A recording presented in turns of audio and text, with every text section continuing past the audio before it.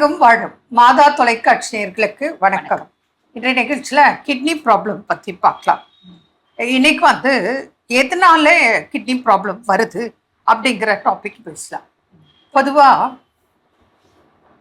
Diabetic control இல்லாமல் இருந்தால் kidney problem வருது.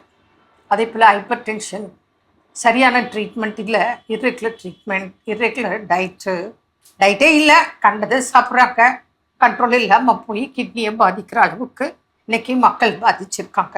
இது எல்லாம் ஒரு பார்ட். இது இல்லாமல் மனிதன் அறியாமல் செய்யக்கூடிய சில விஷயங்களால் கிட்னி பாதிப்பு ஏற்படுது. உதாரணத்துக்கு வலி நிவாரண மாத்திரைகள், பெயின் கில்லர்ஸ் எடுக்கிறாங்க. அடிக்கடி தலைவலியின் மாத்திரை செல்ஃபாக போட்டுக்கிறது.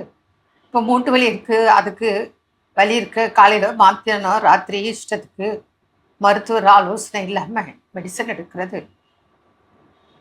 இது போல் எடுக்கும்போது என்ன ஆகுது, உங்களுக்கு தலைவலிக்கு எடுக்கக்கூடிய மாத்திரைகள் நிறைய நாங்கள் பார்த்துருக்கோம். மெடிக்கலி கிட்னி ஸ்டோன் வர வாய்ப்புண்டு, கிட்னியும் பாதிக்க வாய்ப்பு மிகுதியாக காணப்படுது.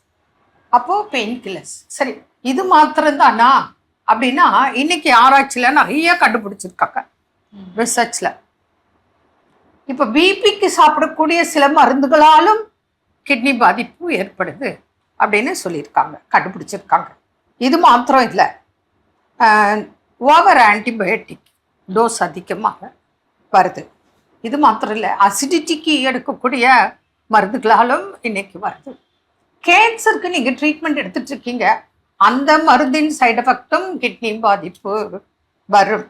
ஹெச்ஐவி ட்ரீட்மெண்ட் போயிட்டுருக்கு, அதுக்கு கொடுக்குற மருந்துகளால் கூட இன்னைக்கு கிட்னி ப்ராப்ளம் வருது அப்படின்னு சொல்லி ஆராய்ச்சியில் சொல்லியிருக்காங்க. சைக்கோட்டிக் ட்ரீட்மெண்ட், அதுக்கு கொடுக்குற மருந்துகளாலும் இன்னைக்கு கிட்னி பாதிப்பு வருது. அப்போது இப்படி பல காரணங்கள். இது மாத்திரம் இல்லை, நம்ம எப்பவுமே ஒரு மனிதன் ஒரு நாளைக்கு உப்பு எவ்வளோ சாப்பிடணும் அப்படின்னு நம்ம ஃபிக்ஸ் பண்ணிக்கணும். ஒரு நாளைக்கு ஒரு மனிதன் 4 to 5 grams சால்ட் எடுத்தால் பிரச்சனை இல்லை. நல்லா இருக்கிற மனுஷன், நல்லா இருக்கிற ஹியூமன் பாடிக்கு ஒரு 4 to 5 grams ஓகே. ஆனால் நம்ம எவ்வளோ சாப்பிட்டுட்ருக்கோம், 40 கிராம் ஒரு நாளைக்கு சாப்பிட்றோம். அடுத்தது பார்த்தோன்னு சொன்னால், ஒரு பேஷண்ட்டு கிட்னி ப்ராப்ளம், அவருக்கு நீங்கள் டாக்டரை அணுகுங்க, அவங்க உங்களுக்கு ஃபிக்ஸ் பண்ணுவாங்க. அதுக்காக சிலர் சொல்லுவாங்க, வர்ற பேஷண்ட்டு நான் சுத்தமாக எனக்கு கிட்னி ப்ராப்ளம்னு சொல்லிட்டாங்க, அதுலேருந்து நான் உப்பே போட்டுக்கிறது இல்லை. அதுவும் தப்பு. ஒரு நாளைக்கு மினிமம் இவ்வளோ தேவைன்னு இருக்கும். ஏன்னா உப்பே சாப்பிடலன்னா சோடியம் குறைச்சிரும். அப்புறம் திருப்பி உங்களுக்கு சோடியம் ட்ரிப்பில் அவசரமாக ஏற்ற வேண்டியான சூழல் வரும். அப்போது ரொம்ப கவனமாக இருக்கணும். இப்போ பல காரணங்களால் இன்னைக்கு கிட்னி ப்ராப்ளம் வருது. ஓகே, வந்துருச்சு. இதோட அறிகுறிகள் எப்படி இருக்கும், சிம்டம்ஸ்? அப்போ மார்னிங் எழும்போதே முகத்தில் வீக்கம் தெரியும். அடுத்தது ட்ராவல் பண்ணுறேன், ஒரு 2 hours உட்கார்ந்துருக்கேன், ஆஃபீஸ்லேயே கூட உட்காந்துருக்கேன், எனக்கு கால் வீக்கம் வருது, இது ஒரு அறிகுறிகள், சிம்டம்ஸ். அப்புறம் பேக் பெயின் இருக்கும், இடுப்பு வலி, கால் வலி இருக்கலாம், அடிக்கடி அசதி, டயர்டு இருக்கலாம். அப்புறம் ரொம்ப டென்ஷன், சின்ன சின்ன விஷயத்துக்கெல்லாம் ரொம்ப கோவப்படுறது, இதெல்லாம் அறிகுறி. அப்புறம் உடல் அரிப்பு, அப்புறம் யூரின் போனால் நுரையாக போகும். அதாவது சோப்பு தண்ணி, சர்ஃப் வாட்டர் மாதிரி யூரின் போனால் உங்களுக்கு நுரை தெரியும். அப்போது இதெல்லாம் பிரச்சனை. அப்புறம் யூரினில் colour changes, smell, bad smell கலந்து போகிறது. அப்புறம் சிலருக்கு ப்ரௌனாக போக்கும், எல்லோவாக போக்கும், ஆரஞ்சாக போக்கும், ரத்தம் கலந்து போகலாம். ஒவ்வொருத்தருக்கும் ஒரு மாதிரி. இதெல்லாம் பார்க்கணும். அப்புறம் தலை சுத்தல், மயக்கம், குமட்டல், வாந்தி, பாடி ஃபுல் இச்சிங் இருக்கலாம். சிலருக்கு பார்த்தீங்கன்னா மூச்சு திணறல், நடக்க முடியாமல் போக்கும், பயங்கர அனிமிக்காக இருப்பாங்க, பார்த்த மாத்திரத்திலேயே சொல்லலாம். இதெல்லாம் தான் அறிகுறிகள். இதை கூட டெஸ்ட் பண்ணால் உங்களுக்கு கிட்னி ப்ராப்ளம் இருக்குது. கிரியேட்டினைன் லெவல் எவ்வளோ இருக்குது, யூரியா லெவல் எவ்வளோ இருக்குது, யூரிக் ஆசிட் லெவல் எவ்வளோ இருக்குது, இதெல்லாம் குறைஞ்சிருக்கணும், நார்மலுக்கு கீழே இருக்கணும், இல்லை நார்மலாக இருக்கணும். ஆனால் இதெல்லாம் அதிகமாக இருக்கும். இங்கே நீங்கள் கொஞ்சம் யோசிக்கணும். ஹீமோகுளோபின் கரெக்டாக இருக்கணும், ஆனால் ஹீமோகுளோபின் குறைஞ்சிட்டு போகும், குறையக்கூடாது, குறைஞ்சிருக்கும். அதுதான் இங்கே முக்கியமாக டெஸ்ட்டில் பார்க்கக்கூடியது. அதுக்கப்புறம் GFR டெஸ்ட், அந்த லெவலும் நம்ம பார்த்துக்கிறோம். இதை வச்சு ஒரு மனிதனுக்கு கிட்னி ப்ராப்ளம் இருக்கா இல்லையா கண்டுபிடிச்சிடலாம். வந்துருச்சு. இந்த நிகழ்ச்சி மீண்டும் நாளைக்கு இதை பற்றி பேசலாம். நன்றி. அன்னை மரியே வாழ்க.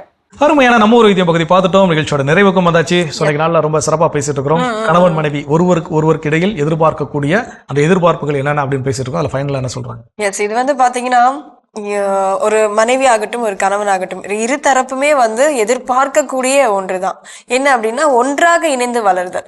இப்போ ஒரு மனைவிக்கு ஒரு திறமை இருக்கு அப்படின்னா அந்த திறமையை வளர்த்தெடுக்கும் ஒரு கடமையை வந்து ஆண் செய்யறப்போ உன்னுடைய அந்த வெற்றியோடைய அந்த வளர்ச்சி அது என்னுடையதாவே இருக்கட்டும் சொல்லி அதை தோல் சுமந்து தூக்கி அந்த மனைவியை சுமக்கிறாங்க பாத்தீங்களா, அது ஒரு வளர்ச்சின்னு கூட சொல்லலாம். அதே மாதிரி அந்த கணவனுக்கும் இருக்க திறமையை கண்டுணர்ந்து அந்த கணவன் கூடவே டிராவல் பண்ணி அவங்களுடைய வளர்ச்சியை கண்டு வெற்றி அடைய செய்யறதும் ஒரு வளர்ச்சி தான். அதாவது ஒன்றாக இணையும் பொழுது அவங்களுடைய வளர்ச்சி அப்படின்றது வேற லெவல் growth-ஆ இருக்கும். நிச்சயமாக. இதை சொல்லும்போது வெகு அண்மையில ஃப்ரெண்டு ஒருத்தவங்களோட பேசிட்டு பயணப்பட்டு இருக்கும்போது அவங்க அப்பாவை பத்தி அவங்க சொன்னாங்க.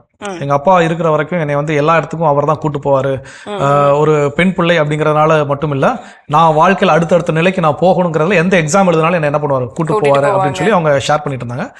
தொடர்ச்சியா பேசும்போது சொன்னாங்க அவங்க அப்பா ஒன்றும் அவ்வளவு பெரிய படிப்பு அப்படிங்கிறது அவருக்கு இல்ல, அவரை ஏதோ ஒரு ஒர்க் பண்ணிட்டு இருந்தார் அப்படின்னு சொன்னாங்க. அவங்களுடைய அம்மா திருமணத்தின் போது அவங்க திருமணம் செய்கின்ற போது அவங்க 12ஆம் வகுப்பு முடித்த ஒரு நிலைதான், அவங்க பெரிய படிப்புல. ஆனா இன்னைக்கு அவங்க வந்து ஒரு ரிட்டையர்டு டீச்சர். அப்போ எப்படி ரிட்டையர்ட் டீச்சர்னா சாதாரண டீச்சர், தலைமை ஆசிரியராகி அவங்க என்ன பண்ணிருக்காங்க, ரிட்டையர்ட் ஆயிருக்காங்க. அப்ப நான் கேட்ட 12th முடிச்சுட்டு எப்படி ஆஃப்டர் மேரேஜ் அவங்க அம்மா படிச்சாங்களா அப்படின்னா, எங்க அம்மா படிக்கல, எங்க அப்பா படிக்க வச்சாரு. ஸோ அவர் எல்லா நிலைகளிலும் அவங்களே இப்போ என்ன எப்படிலாம் எனக்கு எக்ஸாம்க்கெல்லாம் கூட்டு போயிட்டு வந்தாரோ அது போல அவங்களுக்கும் அவங்களுக்கு எக்ஸாம்ஸ் என்ன தேவை, என்ன படிக்கணும், எங்க அப்ளை பண்ணணும், எங்க ஃபார்ம் வாங்கணும், அது யாரை போய் பார்க்கணும், எல்லா நிலைகளிலும் கூட இருந்தால் அவங்க என்ன பண்ணார், ஒரு டீச்சராக ஆக்கினாரு. தென் ஸ்கூல்ல வேலை பார்க்குறப்போ கூட்டு போய் விடுறது, கொண்டு வந்து விடுறது, இன்னும் வேற என்னென்ன வேலைகள் செய்யணும் எல்லாத்துலயும் அவர் என்ன பண்ணார் விட. அப்போ அதுதான் இணைந்து வளர்தல் அப்படிங்கிறது.